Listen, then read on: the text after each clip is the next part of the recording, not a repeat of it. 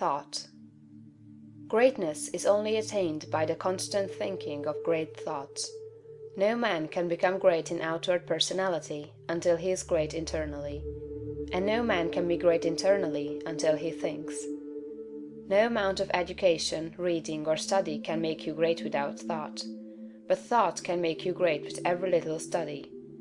There are altogether too many people who are trying to make something of themselves by reading books without thinking. All such will fail. You are not mentally developed by what you read, but by what you think about what you read. Thinking is the hardest and most exhausting of all labor, and hence many people shrink from it. God has so formed us that we are continuously impelled to thought.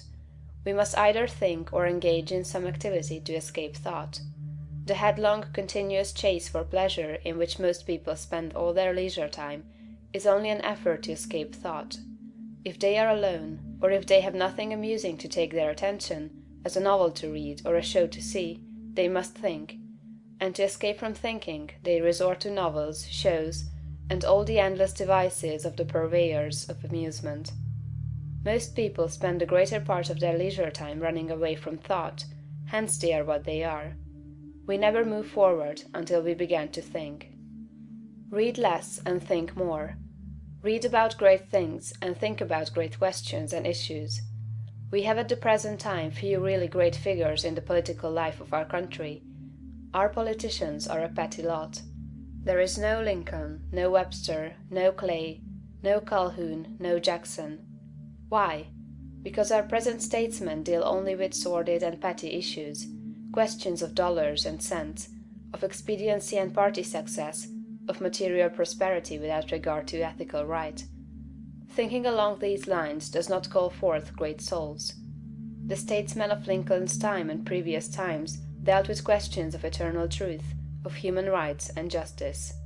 Men thought upon great themes, they thought great thoughts, and they became great men. Thinking, not mere knowledge or information, makes personality. Thinking is growth. You cannot think without growing. Every thought engenders another thought. Write one idea, and others will follow until you have written a page. You cannot fathom your own mind. It has neither bottom nor boundaries. Your first thoughts may be crude, but as you go on thinking, you will use more and more of yourself. You will quicken new brain cells into activity, and you will develop new faculties. Heredity, environment, circumstances, all things must give way before you if you practice sustained and continuous thought. But, on the other hand, if you neglect to think for yourself and only use other people's thought, you will never know what you are capable of, and you will end by being incapable of anything. There can be no real greatness without original thought. All that a man does outwardly is the expression and completion of his inward thinking. No action is possible without thought, and no great action is possible until a great thought has preceded it. Action is the second form of thought, and personality is the materialization of thought. Environment is the result of thought. Things group themselves or arrange themselves around you according to your thought. There is, as Emerson says, some central idea or conception of yourself by which all the facts of your life are arranged and classified. Change this central idea, and you change the arrangement or classification of all the facts and circumstances of your life. You are what you are because you think as you do. You are where you are because you think as you do. You see then the immense importance of thinking about the great essentials set forth in the preceding chapters. You must not accept them in any superficial way. You must think about them until they are a part of your central idea.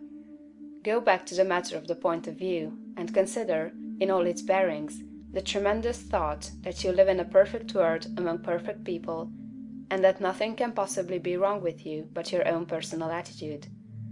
Think about all this until you fully realize all that it means to you.